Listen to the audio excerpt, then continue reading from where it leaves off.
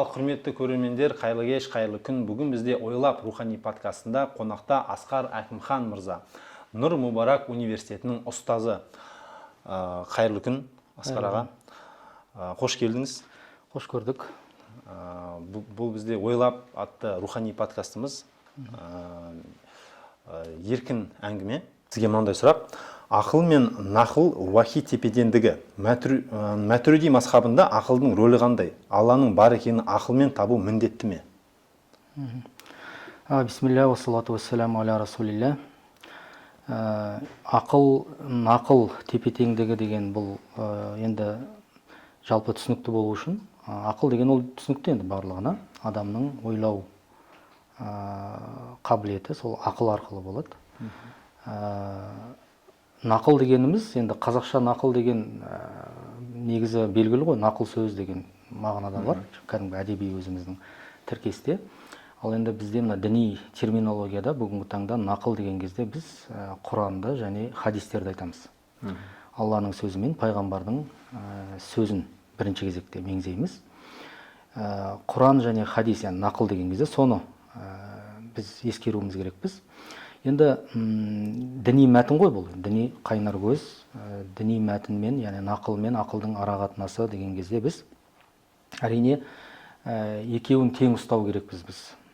Жалпы Құран, сүннетті басшылық қыламыз біз бәрінен бұрын дінде кез келген мәселеде.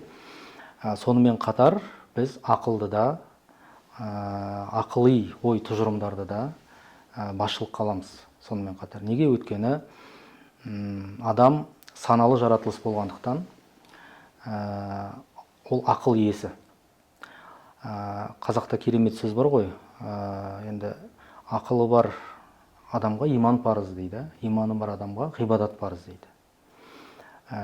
Алланың алдындағы адамның ең үлкен парызы бұл иман келтіру Аллаға. Алланы танып, оған иман келтіру. Енді осы иманның адамға міндетті болуы бұл немен болатын болып тұр? Ақыл негізінде болатын болып тұр. Ақыл жоқ адамға иман парыз емес, міндетті емес. Ол сұралмайды. Бұл дүниеде де, о дүниеде де ол ешқандай іс-әрекетінен сұралмайды. Неге? Өйткені ақыл жоқ ода.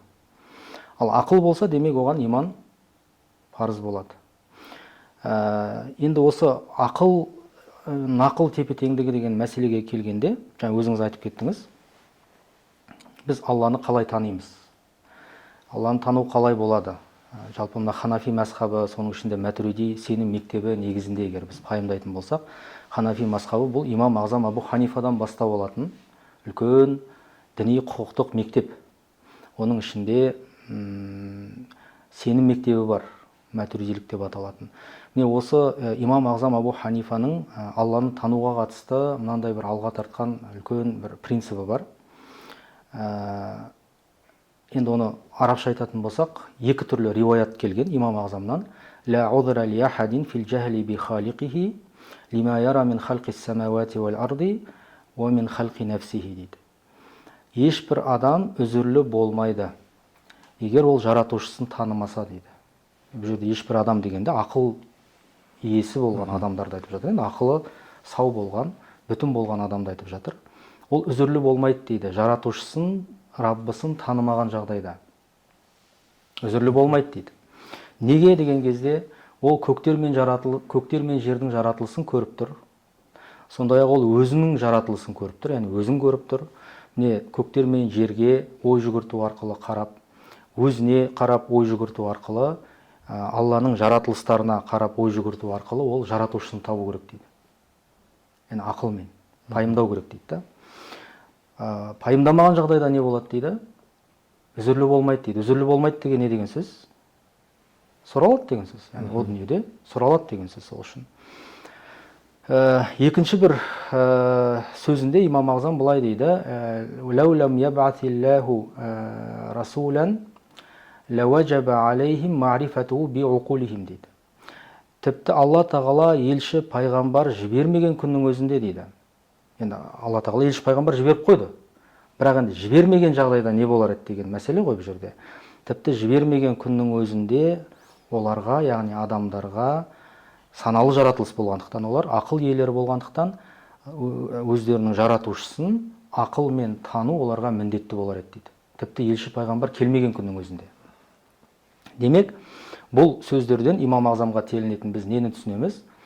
Ақыл Алланы тануда, жаратушыны тануда үлкен бір құрал болып саналады. Үлкен бір жол болып саналады. Ендеше біздің мәзхабтың, Ханафи мәзхабы, соның ішінде Матуриди ақидасы негізінде қарайтын болсақ, негізгі принцип болса, жаратушыны ақылмен тану міндетті бізде.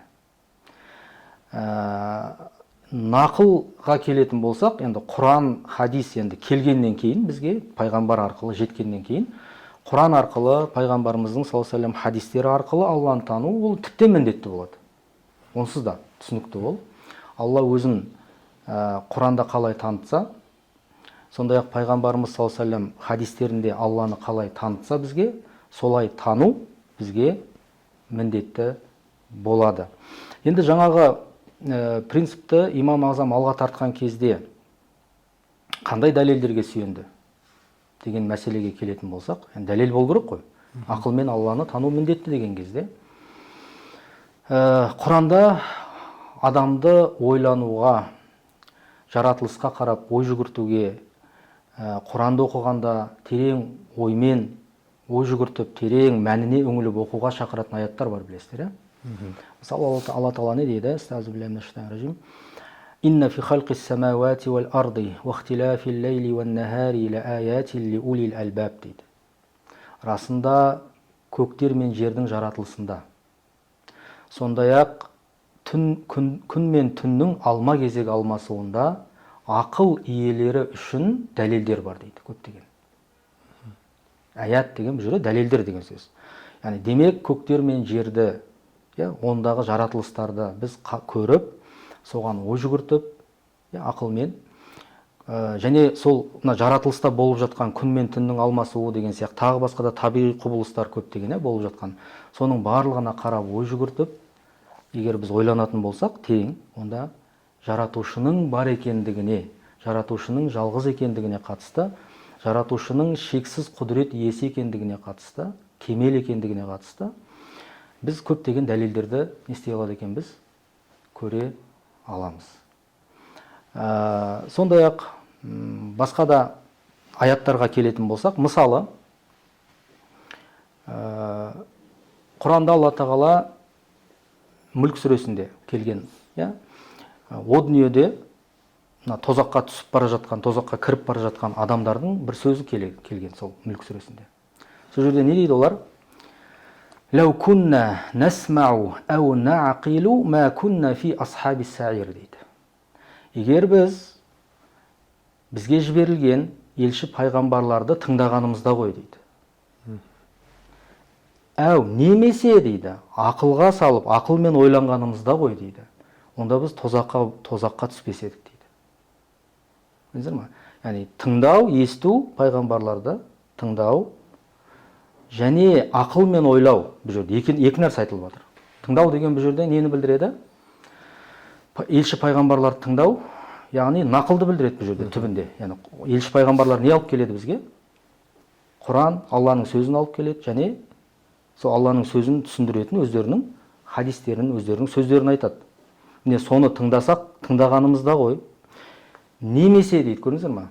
Немесе ақылға салып ойланғанымызда ғой, онда біз тозақы болмас едік дейді. Тозақылардың ішінде болмас едік дейді. Сондай-ақ имам Матуриди Құранды тәпсірлеген бастан аяқ. Мысалы, Құранда Алла Тағала былай деп айтады: "Астағфируллах. Валаула фадлуллахи алейкум ва рахматуху латтабатумуш шайтана илля қалила" дейді. Аяттың бір бөлігі, соңғы бөлігі. Сол жерде былай дейді Алла Тағала: "Егер сендерге Алланың жақсылығы, яғни шарапаты болмағанда", Алланың жақсылығы, шарапаты дегеніміз не дегенде, қалай түсіндіреді ғалымдарымыз тәпсірде, сол тәпсірде Алланың жақсылығы не бізге деген? Елші пайғамбардың келуі. Елші пайғамбардың келуі ол жақсылық емес па бізге? Өйткені ол бізге тура жолды көрсетеді. Бізді ақиқатқа шақырады.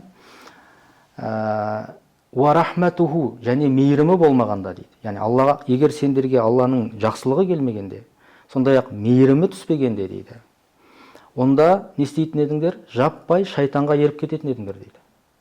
Ләттабатумуш шайтана дейді. Илля қалилан, бірақ аз адамдар бар дейді, ермейтін бәрібір. Енді бұл аятты біз қалай түсінеміз? Имам Матуриди жерде түсіндіреді. Демек, Алланың жақсылығы бұл егер пайғамбары келмегенде, рақымы, мейірімі түспегенде дегенде, мейірімі дегенде Құран түспегенде деп түсіндіреді. Алланың пайғамбары келмегенде және Алланың Құраны, кітабы түспегенде сендердің басым бөліктерің шайтанға еріп кетер едіңдер дейді. Бірақ о жерде илля деген кәдімгі мына исключение деп айтады орысша айтқанда. Бірақ мыналар бір азғантай ат төбеліндей болса да бір адамдар болады дейді. Алланың кітабы түспесе де, Алланың елші пайғамбары келмесе де шайтанға ермейтін дейді. Аятта сол мағына, басқа мағына жоқ о жерде. Енді о жерде олар кімдер деген кезде не деп айтады? Ақылға салатындар. Ақылмен ойланып, жаратушыны танығандар дейді. Ақылмен иман келтіргендер дейді. Яғни Алланың кітабы түспесе де, пайғамбары келмесе де, олар шайтанға ермейтін болып тұр ғой. Аятқа қарайтын болса айбарыз. Несімен ермейді олар? Қалай ермейді? Демек олар ойланады дейді. Жаратылысқа қарайды, ой жүгіртеді. Сөйтіп жаратушыны табады. Енді бұл жерде жаратушыны табу деген ақылмен оның белгілі өлшемдері бар. Яғни адамның ақылы, біз имам Ағзам болсын, имам Абу Мансур әл-Матуриди болсын, жалпы ханафи ғалымдары, адамның ақылы шексіз, бүкіл ақиқатты біле алады, бәрін таба алады деп айтпайды. Философтар сияқты. Ол философтардың сөзі. Ол ақылға айтқанда абсолютті бір не беру, құзырет беру. Ал бізде олай емес. Бізде ақылды жаратушыны танудың, ақиқатты танып білудің, өзіне келген жаңағы Құранды түсінудің, дұрыс түсінудің, пайғамбарымыздың саллаллаху алейхи ва саллям хадистерін, сүннеттерін оқып дұрыс түсінудің құралы ретінде біз қараймыз ақылға. Бірақ ақылдың да шегі бар деп айтамыз. Ақыл да шектеулі. Шексіз емес ақыл. Неге? Өйткені ақыл да жаратылған нәрсе да. Имам Матуриди тәпсірде айтады, ақыл ол жаратылған нәрсе дейді ол да. Адам қалай жаратылған нәрсе болса, ақыл да, адамдағы ақыл да жаратылған нәрсе. Адам қалай шектеулі болса, оның бойындағы ақыл да шектеулі дейді. Бірақ сол шектеулі ақылмен біз белгілі деңгейде біраз ақиқатты не істей алады екенбіз? Біле аламыз. Енді ол жерде қалай танимыз? Қандай деңгейде біз Алланы тани аламыз ақылмен? Егер бізге Құран келмегенде, пайғамбар келмегенде деген кезде біздің ғалымдарымыз айтады, Алланы бар деп біле аламыз дейді да біз ақылмен, егер ойланатын болсақ. Сондай ақ оны жалғыз деп біле аламыз дейді. Алла бар және жалғыз. Және Алла кемел. Алланың бүкіл сифаттары кемел. Және Алла мінсіз. Яғни Аллада ешқандай мін жоқ деп біле аламыз дейді. Міне ақыл осыған жетеді дейді. Ал енді оның мынанша көркем есімдері бар, оның мынандай бұйрықтары бар, оның мынандай үкімдері бар.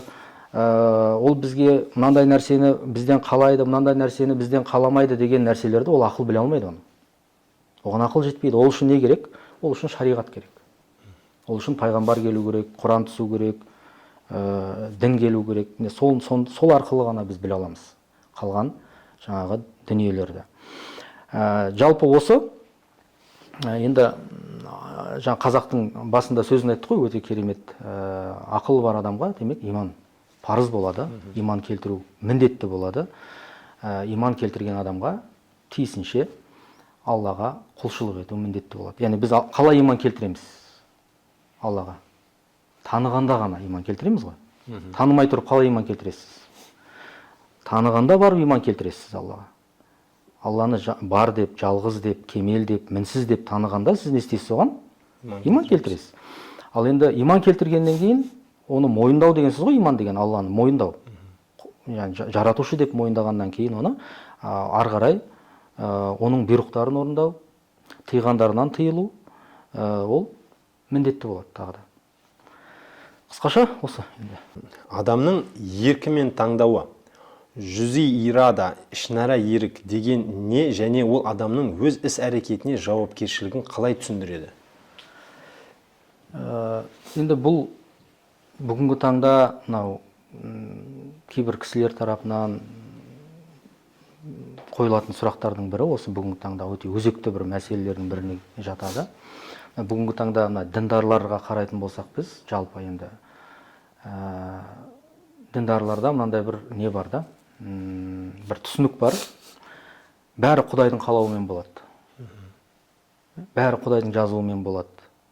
Құдай не жазды сол болады, не қалады сол болады. Бір нәрсе істей алмай қалса, Құдай солай қалады ғой демек. Бір нәрсе жаңағы ол жерде ол нәрсені істей алмауының басқа себебін іздемейді да адамдар. Өзінен көрмейді, өзінің жалқаулығынан, өзінің жаңағы дұрыс бір нәрсені, белгілі бір себептерді дұрыс орындамағандығынан көрмейді, не істейді? Құдай солай қалады, Құдай солай жазды, тағдырға демек солай болды дей салады да. Яғни бұл фатализм деп аталады дінде. Фатализм деген мына исламның алғашқы тарихында жабрия деген ағым болған. Сонда идеялық.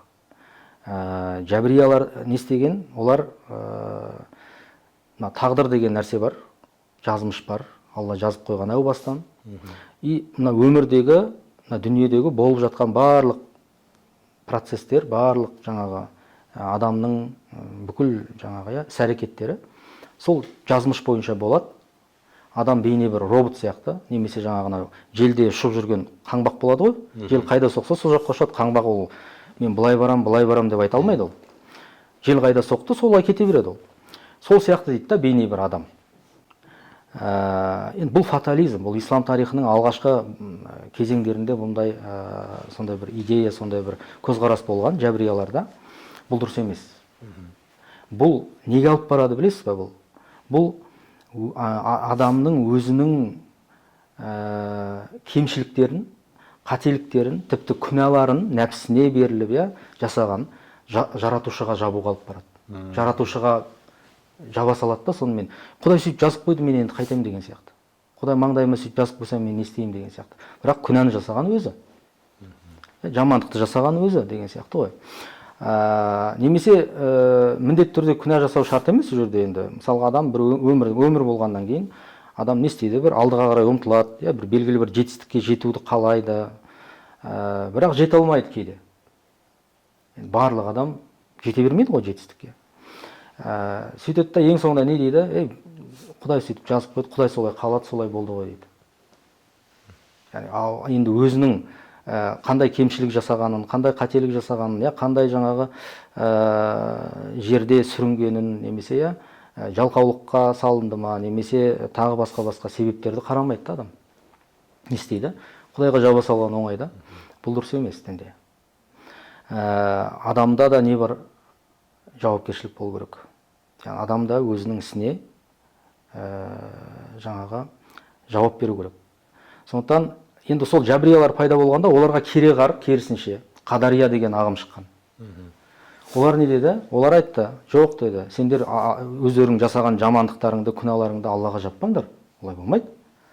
Алла сенің жаңағы күнәңа, жамандығыңа ешқандай Алланың қатысы жоқ. Сен өз ісіңді өзің істедің. Алла саған сені жаратты ма? Жаратты. Саған күш-қуат берді ма бойыңа? Берді күш-қуат. Енді сол Алла берген күш-қуатпен сен өз ісіңді өзің жаратасың деп айтуға дейін барды.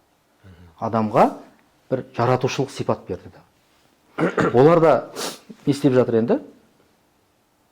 Бір жағынан шектен шығып жатыр. Жабриялар қалай жаңағы шектен шыққан болса, олар да керісінше оларға кереғар ұстанымда боламыз деп, олар да шектен шықты. Енді әхлус сүнна біздің жаңағы негізгі бағытымыз исламдағы ең хақ жол деп айтамыз ғой, әхлус сүнна уәл жамаға деген. Олар орта жол ұстады. Тағдыр бар, жаратушының жазуы бар, бәрі жазылған. Бірақ Алланың қалауы шексіз, Алла қаламай ешнеке болмайды. Бірақ сол Алланың шексіз қалауының ішінде біздің де қалауымыз бар. Алла бізге қалау еркін берді ма жаратқан кезде? Берді ғой, әйтпесе бізді не үшін бұл дүниеге жіберді? Не үшін бізді жаратты? Не үшін бізді ақыл иесі қылды? Не үшін бізге бұйрықтарды, үкімдерді түсірді? Мынаны істе, мынаны істеме деп жатыр. Демек бізде ерік қалау бар да. екі таңдауды жасайтын, немесе көптеген таңдаудың арасынан бір нәрсені таңдайтын деген сияқты ғой. Өмірдің сынақ болуының мәні де сонда ғой. Әйтпесе адамда ерік қалау болмайтын болса, онда өмірдің сынақ болуының, діннің, бізге жаңағы бұйрықтарының немесе тыйымдарының келуінің бір мәні бола ма? Егер біз робот болсақ? Жоқ, егер бізде таңдау болмаса, онда бізде сынақ та болмас еді. Ал сынақ бар ма? Мына өмірде жаңағы ең үлкен сынақ иман ғой. Иман келтіресің ба, келтірмейсің ба Аллаға? Алланың алдындағы енді ең үлкен сынақ осы. Одан кейін Алланың бұйрықтарын орындайсың ба, орындамайсың ба деген сияқты мәселелер ғой. Енді осы жерде адамның ерік қалауы үлкен рөл ойнайды. Маңызды жаңағы рөл ойнайды осы жерде. Сондықтан да біздің ғалымдарымыз айтады, адамда ерік қалау бар дейді. Сол ерік қалауын адам қалай бағыттайды? Соған қарай ол не болады? Жауапты болады өзінің ісіне. Егер жақсылыққа бағыттаса, сауап алады, қарымын алады, бұл дүниеде, о дүниеде. Егер жамандыққа қарай бағыттаса, сөйтіп жаман бір іс істесе, не болады? Күнәсін алады. Соның күнәсін алады, жазасын тартады. Енді жаңа сауап, жаза деген ұғымдар бар ғой діндегі. Мына дүниедегі, о дүниеде болатын, сауап, жаза деген, мысалға. Бұның барлығы осы адамның ерік қалауына байланысты негізделген. Сондықтан да біздің түсінігімізде адамда ерік қалау бар. Мысалы, Құранда не дейді Алла Тағала? Жаңағы жәбриялар Құрандағы кейбір аяттарды тура мағынада түсінеді да, сөйтеді да, адамда ерік қалау жоқ деп айтқан. Мысалы, Құранда Алла Тағала estağfirullah وَمَا تَشَاءُونَ إِلَّا أَن يَشَاءَ اللَّهُ رَبُّ الْعَالَمِينَ дейді. Әлемдердің Раббысы болған Алла қаламайынша сендер еш нәрсе қалай алмайсыңдар дейді. Аятта. Енді осы аятты тура мағынада түсінгенде қандай түсінік шығады бұдан? Алла қаламаса сен қалай алмайсың. Таңдау жоқ деген. Бәрі Алланың қалауымен болады деген сөз ғой. Сен Алла қалай қалады, солай істейсің деген сөз ғой. Сенде таңдау жоқ деген сөз. Егер тура мағынада түсінетін болсақ. Бірақ аяттың мәні сол ма? Шынайы мәні? Жоқ әрине. Неге? Өйткені аятты, Құранның аяттарын түсінген кезде біз бір ғана аятты алып, бір жақты түсіну арқылы, оны не істей алмаймыз? Дәлел келтіре алмаймыз, ол дұрыс болмайды. Неге? Өйткені Құранда қайшылық жоқ. Егер бұл аятты тура мағынада түсінетін болсақ, онда адамда ерік қалау бар екендігін білдіретін аяттарды қалай түсінеміз онда? Мысалы, Құранда Алла Тағала не дейді? فَمَنْ شَاءَ فَلْيُؤْمِنْ وَمَنْ شَاءَ فَلْيَكْفُرْ дейді. Қалаған адам иман келтірсін, қалаған адам күпірлік қылсын дейді. Қалауды кімге беріп тұр бұл жерде? Бізге, адамдарға. Адамға беріп тұр. Қаласаң иман келтір, қаласаң күпірлік қыл, таңдау сенде дейді да, болды. Ар жағында оның жауапкершілігі енді тағы да сенің мойныңда болады деген сөз ғой. Сондықтан да егер жаңағы алғашқы аятты біз тура мағынада түсініп болсақ, онда мына аят оған қайшы келіп қалады да? Алғашқы аят бойынша адамда ерік қалау болмай қалады да? Мына аятта Алла Тағала адамға ерік қалау беріп тұр да. Қаласаң иман келтір, қаласаң күпірлік қыл дейді. Қаласаң жақсы адам бол, қаласаң жаман адам бол дейді да. Қаласаң ақиқат жолына түс, қаласаң адасқан жолға түс дейді. Қалауды адамға беріп тұр. Демек, бұл жерде үлкен мән бар деген сөз. Жаңағы алғашқы аятты демек қалай түсінеміз? Осы аяттар негізінде түсінеміз да. Қалай түсінеміз оны? Алла қаламайынша сендер қалай алмайсыңдар дегенді. Яғни Алла ерік қалауды берген сендерге, яғни Алла деп тұр да. Егер Алла сендерге ерік қалау бермегенде, сендер еш нәрсе қалай алмайтындар едіңдер дейді. Алла ерік қалау бізге берді ма, сонымен біз қаламыз. Егер Алла бізге ерік қалау бермесе, онда біз еш нәрсе қалай алмайтын едік. Бермесе егер.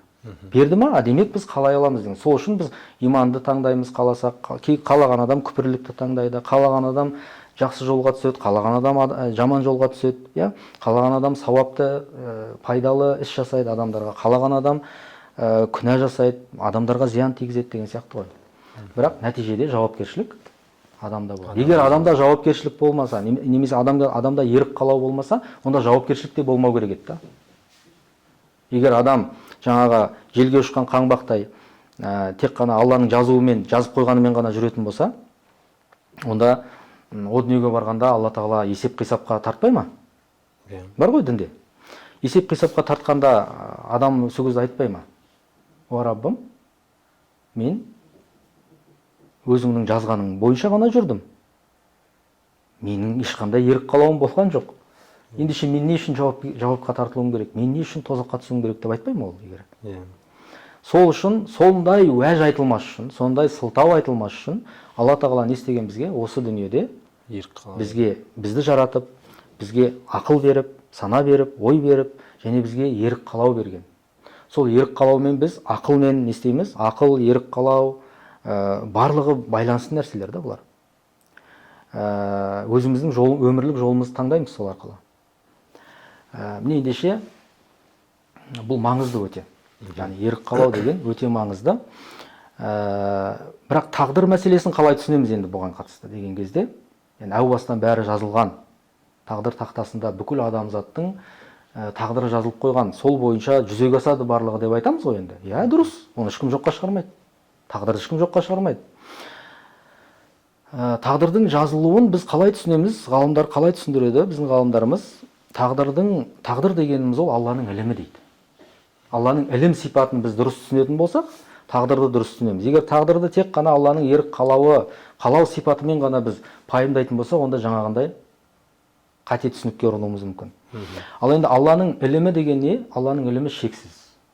Алла бізді жаратпай тұрып, Алла еш нәрсені жаратпай тұрып, не жарататынын білді ма о бастан? Білді ғой, не жарататынын. Егер білмесе, ол кемшілік болады ғой. Алланың жаңағы сифаттарында кемшілік жоқ қой ешқандай. Алла жарататын нәрселерінің не істеп, не қоятынын білді ма о бастан? Білді. О бастан білді ғой. Ілімімен білді. Бірақ Алланың білуі бізді сол нәрсені істеуге мәжбүр қылмайды бәрібір. Ол тек білді әу бастан. Білгендіктен жазып қойды. Хадис бар ғой пайғамбарымыз саллаллаху алейхи ва саллям, Алла Тағала ең алғаш нені жаратты дейді? Қаламды жаратты дейді. Содан кейін қаламға жаз деп бұйырды дейді. Қалам, о Раббым, мен не жазам деген кезде не деп айтты Алла Тағала? Жаратылыстың басынан соңына дейін не болады? Бәрін жаз деп айтты дейді. Тағдыр солай жазылған. Енді бұл нені білдіреді? Бұл Алланың шексіз ілімін білдіреді. Алла жаратпай тұрып не жарататынын, және сол жаратқан нәрселері, соның ішіндегі адамзат не істеп, не қояды, қандай таңдау жасайды, жақсы жолға түсе ма, жаман жолға түсе ма, әу бастан Алла білген оны. Бірақ білсе де не істеген? Бәрібір бізге ерік қалау берген. Біздің ерік қалауымызбен біз нені жасаймыз, қай жолды таңдаймыз, соның бәрін білгендіктен Алла әу бастан жазып қойған. Бірақ Алланың жазуы оны бізді сол нәрсені істеуге мәжбүр қылмайды. Өз тағдырымызда ерік қалауымыз өзімізде. Өйткені ерік қалау өзімізде. Алла Тағала біздің ерік қалауымызбен не нәрсені таңдайтынымызды әу бастан білгендіктен жазып қойды. Тағдыр деген сол. Мысалға Әбу Бәкір Сыддық иман келтірді ғой, пайғамбарымызға саллаллаху. Әу бастан Алла Тағала еш нәрсені жаратпай тұрған кезде Әбу Бәкір Сыддықтың Алланың оған берген ерік қалауы мен иман жолын таңдайтынын Алла Тағала әу бастан білді, және оны тағдырға жазып қойды солай. Әбу Бәкір пайғамбарға иман келтіреді, және оған серік болады деп, оған қолдау көрсетеді деп әу бастан жазып қойған. Және сол иман келтіру ісін, пайғамбарға серік болу ісін, пайғамбарға қолдау көрсету ісін Әбу Бәкір өз қалауымен істеді ме, әлде ол мәжбүрлі түрде істеді ме? Біреу оны қорқытып, мәжбүрлеп істетті ме? Өз қалауымен. Өз қалауымен істеді ғой. Сол өз қалауымен істеген ісін Алла Тағала Әбу Бәкірдің әу бастан білгендіктен оны жазып қойды да тағдырға, болды. Кім қалады ол істі? Иманды, жаңағы пайғамбарға серік болуды, жолдас болуды, қолдауды Әбу Бәкірдің өзі қалады, оны ешкім мәжбүрлеген жоқ. Сол үшін ол не істейді енді? Сауапқа бөліну, яғни сыддық деген үлкен деңгейге, дәрежеге жетті емес па? Жәннатқа кіретін, жәннатқа көзі тірісінде жәннатпен сүйіншіленген, сахабалардың қатарында болды емес па? Сол сияқты керісінше мына жақта Әбу Жәһіл не істеді? Өз қалауымен күпірлік қылды ма? Әлде оны біреу мәжбүрледі ма? Өз қалауымен. Өз қалауымен күпірлік қылды, оны ешкім мәжбүрлеген жоқ. Пайғамбарымыз қанша рет оны шақырды, исламға, қанша рет барды оның босағасына. Бірақ ол не істеді? Бас тартты, өз қалауымен, оны ешкім мәжбүрлеген жоқ. Және өз қалауымен дұшпандық қылды ма? Алла елшісіне және мұсылмандарға өз қалауы, оны ешкім мәжбүрлеген жоқ, қорқытқан жоқ. Ол батыр еді, батыл еді ол да. Арабтардың ол кездегі ең ерекше бір қасиеті ол батылдық болған, шыншылдық болған, яғни мәрттік болған. Мүмін болса да, кәпір болса да, сол қасиет бәрінде болған олардың. Енді қараңыз, осындай адамды мәжбүрлеп күпірлікке біреу түсіре ала ма? Жоқ. Ол өз қалауымен істеді оның барлығын. Сәйкесінше не істейді енді? Жауапкершілігін. Соның қарымын алады. Енді осының барлығын Алла әу бастан білді. Алла үшін ғайып нәрсе жоқ, ғайып деген нәрсе жоқ. Алла бізде адам болғандықтан, біз шектеулі жаратылыс болғандықтан, немесе заман деген, мекен деген жаңағы категориялар бар ғой, ұғымдар, соларға тәуелді болғандықтан біз үшін болашақ ғайып болып саналады. Біз болашақты біле алмаймыз. Ертең не болады, оның арғы күні не болады, бір жылдан кейін не болады, оны біз біле алмаймыз. Қазіргі шақты ғана білеміз, өткен шақ бар одан кейін. Қараңыз, Алла үшін болашақ, осы шақ, өткен шақ деген нәрсе жоқ. Алла үшін бәрі бірдей. Сол сияқты ғой бұл жерде де. Алла әу бастан білгендіктен, жаратпай тұрып, кімнің не істейтінін, не қалайтынын, өз қалауымен не істейтінін, Алла Тағала бәрін жазып қойды тағдырға. И солай ол жүзеге асты. Ал бірақ Алланың әу бастан білгендігі адамдарды мәжбүрлемейді. Ол Алланың ілімі, ілім сипаты деген бейне бір не сияқты, ғалымдар айтады, бейне бір жарық сияқты дейді да, бөлмедегі. Мысалы, сіз бір бөлмеге кірген кезде, бөлме егер жарық болмаса, бөлмеге кірген кезде сіз ешнәрсе көрмейсіз ғой. Сөйтіп, әлгі нені басқан кезде, жарықтың қосқан кезде не болады? Жарық қосылады да, сіз бөлмеде не бар, бәрін көресіз. Мысалға, орындық мына жерде тұр, ана орындық ана жерде тұр, ана жерде полка тұр, полкада кітаптар тұр. Көресіз ғой соны. Не көрсетіп тұр сізге оны? Жарық көрсетіп тұр. Енді жарық сізге осыларды көрсетіп тұр, бірақ столдың мына жерде тұруы, мына столдың ана жерде тұруы, ана полканың ана жерде тұруы, оның ішінде кітаптардың тұруы, ол жарықтың себебінен болып тұр ма? Жоқ. Жарықтың қатысы жоқ қойған. Оны не істеген, қойған, сол жерге орналастырған белгілі бір адам. Біреу бар да. Ол басқа мәселе, басқа сипатты талап етеді ол. Құдірет деген сияқты, мысалға, ерік қалау деген сияқты сипаттар талап етеді. Мынаның мына жерде тұруы, мына столдың ана жерде тұруы. Демек, біреу солай қалады да, мына жерде мынау тұрады, ана жерде анау тұрады, полка мына жақта тұрады, оның ішінде мынандай кітаптар тұрады деген сияқты. Ол қалау және күш құдіреттің нәтижесінде болатын нәрсе да. Ал ілім сипаты, ол бір нәрсенің бір жерде тұруына, бұлай-бұлай болуына әсер етпейді. Ол тек қана ашып көрсетеді болды. Сол сияқты Алла Тағаланың әу бастан шексіз іліммен ненің қалай болатынын әу бастан білуі, сол нәрселердің солай болуына әсер етпейді ол. Сондықтан тағдырды біз Алланың ілімі негізінде түсіну керекпіз. Әйтпесе кезінде болған ғой, Абдулла ибн Омар радиаллаху анхуға бір топ адам келіп, жаңағы фаталистік діни санадағы адамдар ғой, келеді да не дейді? Солар жайлы айтады да, бізде бір адамдар бар дейді. Олар күнә жасайды дейді. Ұрлық жасайды, адам өлтіреді, зина жасайды, тағы басқа жаман істерді жасайды да, ең соңында не деп айтады дейді? Мә кәна лана буддун минху деп айтады дейді. Енді біз соны істеуге мәжбүр болдық деп айтады дейді. Деп айтады дейді. Неге деген кезде тағдырымызда сол жазылып тұр ғой дейді да, демек. Тағдырда солай жазылғандықтан біз солай істедік, біздің не кінәміз бар дейді да. Сөйтіп айтады дейді. Сахабаға келіп айтып отыр да осыны. Сол кезде Абдулла ибн Омар радиаллаху әлгі сөзге қатты ашуланады. Әлгі адамдардың ісіне. Субханалла дейді. Олар дейді, Алланың тағдырын, Алланың жазуын дұрыс түсінбеген дейді. Олар өздерінің істеген жамандықтарын кімге жауап тұр жерде? Құдайға жауап. Құдайға жауап отыр да. Өздері жамандық істеп алады да, өзінің нәпсісімен, өзінің қалауымен, бірақ соны Құдайға жабады. Сонда Абдулла ибн Омар радиаллаху анхудан керемет сөз айтады. Алланың тағдыры ол бейне бір не сияқты дейді? Төбедегі аспан, аяғыңның астындағы жер сияқты дейді. Қайда барсаң да төбеңде аспан тұрады, аяғыңның астында не тұрады? Жер тұрады. Енді аспаннан, жерден біз шығып кете аламыз ба? Жоқ. Қайда барсаң да төбеңде аспан, аяғыңның астында жер тұрады. Сол сияқты ғой. Ал енді оңға жүрем ба, солға жүрем ба, алдыға жүрем ба, артқа жүрем ба, ол сол аспанның астында, жердің үстінде адамның ерік қалауы. иә, жақсылық жасайын ба, жамандық жасайын ба деген сияқты мәселе ғой. Оңға жүремін ба, солға жүремін ба, ол же адамның қалауы. Ал оңға жүрсең де төбеңде аспан, аяғың астынан жер тұрады. Солға қарай жүрсең де төбеңде аспан, аяғың астынан жер тұрады. Яғни тағдырдан шығып кете алмайсың деген сөз ғой. Былай жүрсең де тағдырдасың, жақсылық жасасаң да тағдырдасың, тағдырдың ішіндесің, жамандық жасасаң да тағдырдың ішіндесің. Имандылық жолына түссең де тағдырдың ішіндесің, күпірлік жолына түссең де тағдырдың ішіндесің деген сөз ғой. Тағдырдан шығып кете алмайсың. Қалай? Бейне бір аспаннан, жерден шығып кете алмайтындай. Сондықтан да біз діндарлар бүгінгі таңда адамның ерік қалауы, Құдайдың қалауы, еркі деген ұғымдарды кең пайымдау керекпіз. Яғни бір жақты емес. Адамның да ерік қалауы бар. Жаратушының ерік қалауы шексіз. Жаратушының қалауы шексіз. Бірақ сол шексіз қалауымен Алла Тағала не істеген? Біздің де қалау иесі болуымызды қалаған. Сондықтан біз қалау иесі болып отырмыз да. Сондықтан да бізде таңдау бар. Енді сол таңдауды біз қайда бағыттаймыз? Оңға ма, солға ма, жақсылыққа ма, жамандыққа ма, иманға ма, күпірлікке ме? Ол біздің қалауымыз.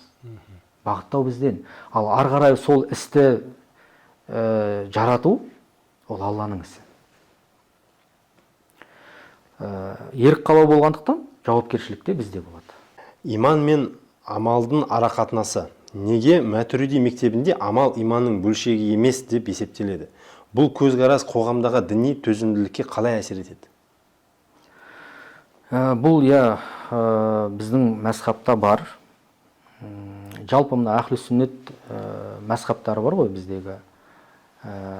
Имам Ағзам негізін қалаған Ханафи мазхабы, Мәтүриди ақидасы осы иман амал бөлек деген принцип ұстанады негізі әу бастан. Имам Ағзам өзінің кітабында айтқан амалу ғайрул иман вал иману ғайрул амал деп. Амал иман емес, иман амал емес деген. Екеуі бөлек деген. Бірақ екеуі бөлек деген сөз, екеуі мүлдем бір-біріне қатысы жоқ деген сөз емес. Амал бізде иманның нақ өзі емес, бірақ иманның жемісі деп қаралады. Неге деген кезде? Бұған дәлелдер бар ма дегенде, дәлелдер бар дейді. Қажет болса Құраннан дәлел келтірген, қажет болса фиқтан дәлел келтірген Имам Ағзам. Иман амал бөлек деген не деген сөз? Бұл иман не деген сұраққа алып келеді. Жалпы иман не ол? Дегенде қалай жауап берген біздің ғалымдарымыз? Иман деген ол не нәрсемен болады? Қалай адам иман келтіреді? Несімен иман келтіреді? Иман қай жерде болады? Бәрінен бұрын. Иманның орны, ең негізгі орны қай жер? Жүректе. Жүректе, дұрыс айтасыз. Сіз сенім жүректе болады ғой? Сіз жүрекпен сенесіз. Шын жүректен сенем деп айтасыз мысалы, ниет деген нәрседе жүректе болады, мысалға. Сүйіспеншілік, біреуге деген бір өкпе, наз, бәрі неде болады? Жүректе болады. Сондықтан иман, сенім, ол да жүректе болады. Оның орны жүрек. Сол үшін біздің ғалымдарымыз не дейді? Иман бәрінен бұрын таздиқ бил қалб деген, жүрекпен сену деген. Жүрекпен жаратушының, Құдайдың бар екендігін, жалғыз екендігін, кемел екендігін, мінсіз екендігін жүрекпен растау. Жүрекпен сену соған. Одан кейін сол жүректегі сенімді не істейсіз? Айтасыз. Тілмен айтасыз, калим айтасыз бұл айтқан кезде. Ашхаду ан ла илаха иллаллах ва ашхаду анна Мухаммадан абдуху ва расулуху деп. Немесе жаңағы нені айтасыз? Иманның шарттарын айтасыз. Аманту биллахи ва малаикати ва кутубихи ва русулихи, вал яумил ахири вал қадари вал баси ба'дал маути деп не істейсіз? Иманның шарттарын атайсыз. Аллаға иман келтірдім, періштелерге иман келтірдім, Алланың кітаптарына иман келтірдім, пайғамбарларына иман келтірдім, ақыретке иман келтірдім, тағдырға иман келтірдім, тағдырдың жақсылығы, жамандығы деген болады деген сияқты. Өлгеннен кейін қайта тірілуге иман келтірдім деп не істейсіз? Қазақта мына баяғыда 40 парыз дегенді жаттататын еді ғой үлкен кісілер. Сол 40 парыздың алғашқылары осылар. Бұның барлығы жүрекпен болады және тілмен айтумен болады. Кімде-кім жүрекпен сенсе, жаратушыға, Құдайға, және тілімен сол сенімін ашық айтса, ол мүмін, мұсылман болады. Ал енді амал дегеніміз жаңағы неден басталады? 5 парыздан басталады ғой. Намаз, ораза, зекет, қажылық, тағы басқа да бүкіл жақсы жаңағы істер, бұның барлығы амалға жатады. Енді бұлар иманның нақ өзі емес дейді, біздің мазхабта айтады, имам Азам айтады. Иманның жемісі дейді. Неге? Өйткені амалды иманға кіргізіп, амал деген нәрсені иманға кіргізіп, сол арқылы амал етпеген мүмін мұсылмандарды немесе амалда мысалға кемшілік жасаған, немесе амалда қателік жасаған, яғни күнә жасаған мүмін мұсылмандарды кәпірге шығарған харижилер болған да кезінде. Харижилер деген топ болған, білесіздер. Али радиаллаху анхудың жақтастарының қатарынан бөлініп шыққан тәкфирилер. Бұлар кәдімгі радикалды сондай топ болған. Бұлар намаз оқымаған адам кәпір деген, ораза ұстамаған адам кәпір деген, зекет бермеген, қажылық жасамаған адам, немесе күнә жасаған адам не деген? Кәпір деген. Яғни амал істемеген адам кәпір деген. Егер ол кәпір болса не болады дейді? Олар айтады, егер ол кәпір болса, кәпір деп қана қоя ма? Кәпір деп қана тоқтай ма? Жоқ, тоқтамайды. Олар не дейді? Егер ол кәпір болса, демек мен оны өлтіре алам дейді. Оның қаны маған адал дейді. Егер ол кәпір болса, демек оның мал мүлкін мен тартып ала алам дейді. Егер ол кәпір болса, мен оның жаңағы әйелін, қызын күң қылып ала алам, өзіме тартып ала алам дейді. Өзін өлтіріп дейді, мысалы. Енді осындай неге кетіп жатыр? Қылмысқа кетіп жатыр да олар. Кәдімгі бүлік шығарды солай, харижилер. Міне сол кезде имам Азам не деді? Соларға қарсы төтеп беру үшін, соларға қарсы олардың сол ұстанымының қате екендігін оларға білдіру үшін иман амал бөлек деген принципті сол кезде айтты. Сол себепті айтты. Әйтпесе жайдан жай отырып, жаңағындай иман амал бөлек деп айтқан жоқ имам Азам. Әйтпесе имам Мәлик бар, имам Шафии бар, имам Ахмад бар, олардың да мазхабтары бар, білесіздер. Шафии мазхабы, Мәлики мазхабы, Хамбали мазхабы деген. Оларда амал иманға жатады. Олар амалды иманға кіргізеді. Бірақ қандай мағынада кіргізеді? Амал етпеген адам кәпір болады деген мағынада ма? Жоқ. Амал иманның кемелдігінің шарты деп кіргізеді тек қана. Yani кімде амал болса, соның иманы кемел. Кімде амал болмаса, оның иманы амал еткен адамға қарағанда аздау деген сияқты ғой. Кемдеу деген сияқты ғой. Бірақ иман бар ода, иман жоққа шығармайды оның. Иман жоққа шығармайды. Яғни мүмін мұсылман болып саналады ол. Ал енді харижилер және муътазилалар не деп айтты? Амал болмаса адам діннен шығады деді.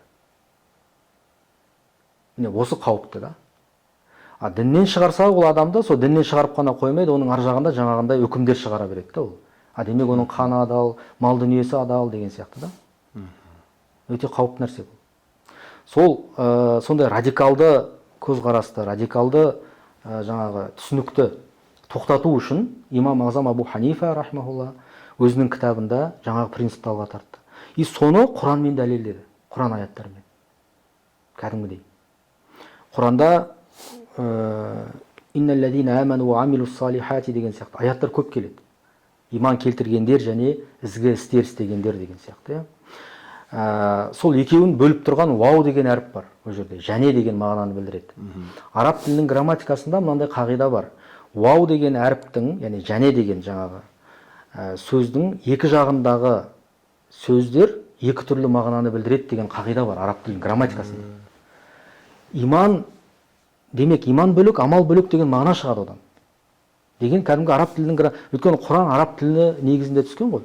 Араб тілінің ережелеріне сай түскен. Сондықтан оны солай түсінуіміз керек дейді. Сондай-ақ وَمَنْ يَعْمَلْ مِنَ الصَّالِحَاتِ مِنْ ذَكَرٍ أَوْ أُنْثَى وَهُوَ مُؤْمِنٌ дейді. Аятта Алла Тағала айтады. Кімдегі мейлі ер болсын, мейлі әйел болсын, ізгі істер істейтін болса дейді, бірақ шарт қояды. Қандай шарт? Сол амалдардың қабыл болуының шарты мүмін болған күйде дейді, көрдіңіз ба? Мүмін болған күйде кімде-кім ізгі істер істесе дейді, көрдіңіз ба? Демек, бұл жердегі иман амалдың қабыл болуының шарты болып тұр. Бөлек нәрсе демек ол. Иман ол негіз, ал иманға амал негізделеді.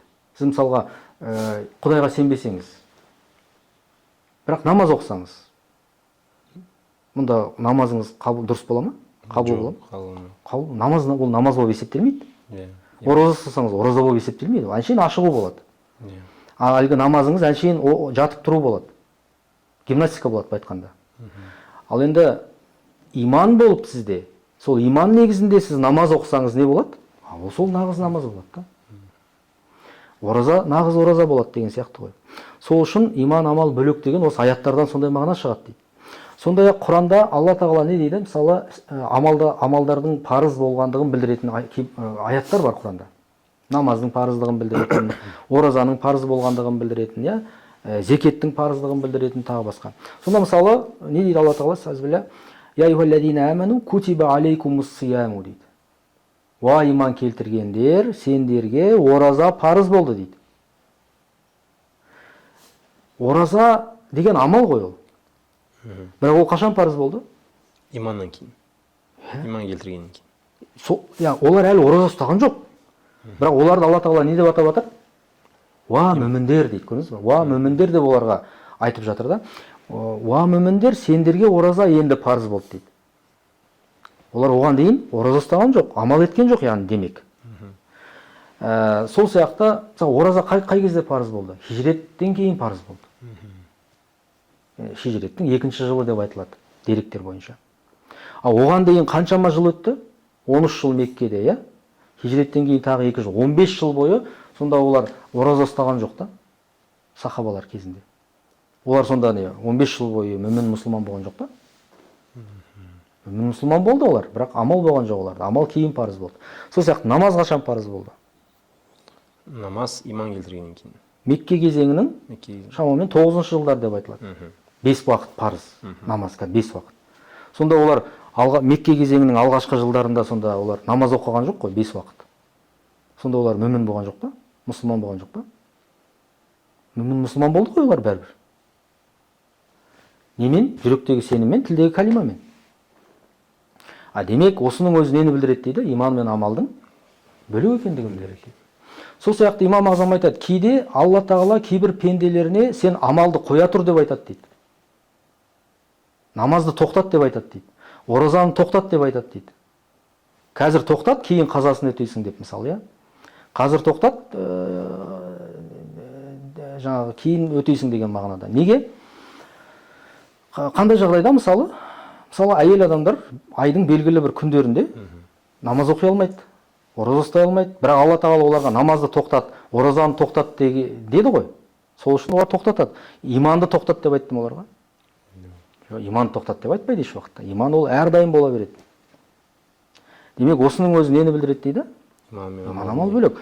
Сол сияқты пақыр адамға, міскін адамға Алла тағала зекетті бермей-ақ қой деп айтады. Иманды да тоқтата тұр деп айтпайды ғой оған. Зекетті бермейді ол, неге өйткені жағдайы жоқ. Амал етпей, зекет деген ол да бір амал. Оны істей алмайды. Амал істей алмай тұр да, парыз болған бір амал істей алмай тұр. Бірақ иманды бәрібір ол не істеу керек? Тастамау керек, тәрк етпеу керек. Ендеше осы тұрғыдан. Енді бүгінгі таңда бізде енді сәләфизм деген бағыт бар ғой. Сәләфия, вахабия деген. Сол бағыттың өкілдерінде осы мәселеге келген кезде, иман, амал мәселесіне келгенде, намаз мәселесінде, именно намаз оқымаған адам кәпір деген үкімді шығарады олар. Айтады солай. Намаз оқымаған адам кәпір дейді. Біз оған әрине келіспейміз. Яғни ханафилер, шафилер, мәликилер және имам Ахмадтың жолын ұстанған фудалаул ханабила деп аталған таза ханбалилер бұған келіспейді. Яғни имам Ахмадқа телінетін 2 риуаят бар, имам Ахмадтан жеткен. Бір риуаятта намаз оқымаған адам кәпір деген көзқарас келеді имам Ахмадтан. Неге? Өйткені хадис бар. Қандай хадис? Бізбен олардың арасындағы ең негізгі айырмашылық не дейді? Бізбен кәпірлердің арасындағы намаз деген мағынада хадис бар. Немесе кісімен күпірліктің, кісімен Аллаға серік қосудың арасында тек қана не тұрады дейді? Намаз. Намазды тәрк ету тұрады дейді. Намазды тәрк етті ме болды, ар жаққа өтіп кетеді дегенсіз ғой. Тура мағынасы солай. Осы риуаятты негізге ала, осы хадисті негізге ала отырып, имам Ахмад рахмаулладан келген риуаят бар. Бірақ екінші риуаят бар одан келген тағы да. Екінші риуаят бар. Ол өзінің шәкіртіне жазған бір хатында соны айтқан. Не дейді ол жерде, енді мағынасын айтатын болсақ, адамның жалпы күпірлігі, діннен шығуы тек қана Аллаға серік қосумен болады дейді. Адам тек қана Аллаға серік қосқанда ғана діннен шығады дейді.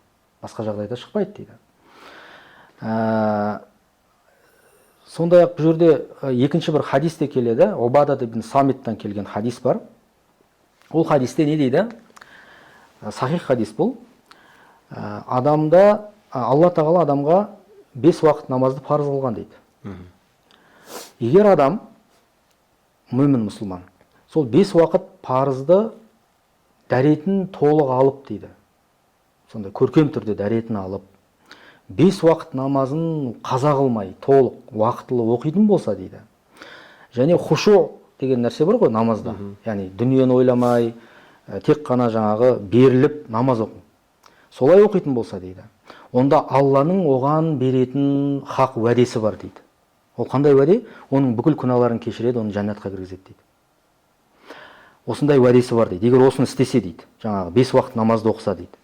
Ал егер олай істей алмаса дейді, яғни оқымаса деген сөз ғой, олай істемесе дейді, онда Алланың оған ондай уәдесі болмайды дейді. Бүкіл күнәларыңды кешірем деген. Оның жағдайы не болады деген кезде дейді? Аллаға қалады дейді оның үкімі. Қаласа Алла оны кешіреді, қаласа сол күнәсі үшін азаптайды дейді. Осы хадис нені білдіреді енді? Қаласа кешіреді деген нені білдіреді? Демек ол мүмін деген сөз да бәрібір, намаз оқымаса да. Хадисте айтып тұр бұл. Сондықтан да имам Ахмадтан жеткен екінші риуаятта осы мағына бар. Жаңағы адамды діннен шығаратын тек қана не дейді? Ширк дейді, серік қосу. Ал енді амалмен адам діннен шықпайды дейді. Қай кезде амал мәселесінде адам діннен шығады, сол амалды жоққа шығарса дейді. Мысалға, намаз парыз емес деп айтса, ол кезде ол діннен шығады. Неге? Өйткені анық үкім Құранда келген, хадисте келген, соны жоққа шығарып отыр да. Сол сияқты жаңағы бір Алла харам қылған нәрсені ол харам емес десе, ол кезде діннен шығады.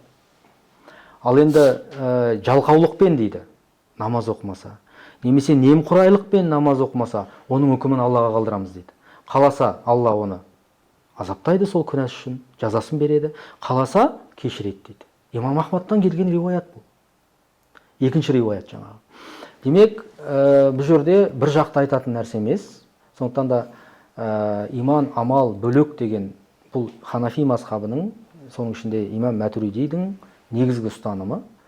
Бұл ұстаным бүгінгі таңда не үшін бізге қажет? Не үшін қажет деп ойлайсыз? Біздің қоғамда намаз оқымайтын адамдар көп. Соларды біз кәпір санамауымыз керек. Кәпір санауға біздің қақымыз жоқ. Неге? Өйткені біздің мазхабта оған жол бермейді. Олар Құдайға сенем деп тұрса, жаратушыға сенем, Аллаға сенем, жүрегімде сенім бар, жаңағындай аузында кәлимасы болса, оларды кәпір деп айтуға ешкімнің қақысы жоқ. Намаз жалқаулықпен оқымауы мүмкін, немқұрайлықпен оқымауы мүмкін, кейін оқиым, пенсияға шыққаннан кейін оқиым деген сияқты бар ғой, кісілер жүреді, сөйтіп айтып жүретін. Ол діннен шықпайды. Оқымаса, ол күнә деп айтамыз. Ол күнә, ол өзі күнәсін өзі не істейді? Алланың алдына барғанда өзі жауап береді оған. Ал бірақ жүрегінде сенім бар ма, тілінде кәлима бар ма, ол біздің ұстанымымыз бойынша мүмін мұсылман болып саналады. Оған дәлелдер жеткілікті. Сол Асқар аға, біздің ұйымның атынан сізге үлкен рахмет тағы да. Енді не дейміз енді сізге? Біліміңіз жоғара берсін. Аумин. Алла пайдалы ілім берсін бәрімізге. Пайдалы ілім берсін бәрімізге. Сол аға. Сол іліммен амал етуді, амалда ықыласты болуды жазсын бәріміз. Рахмет сізге Асқар аға келгеніңізге.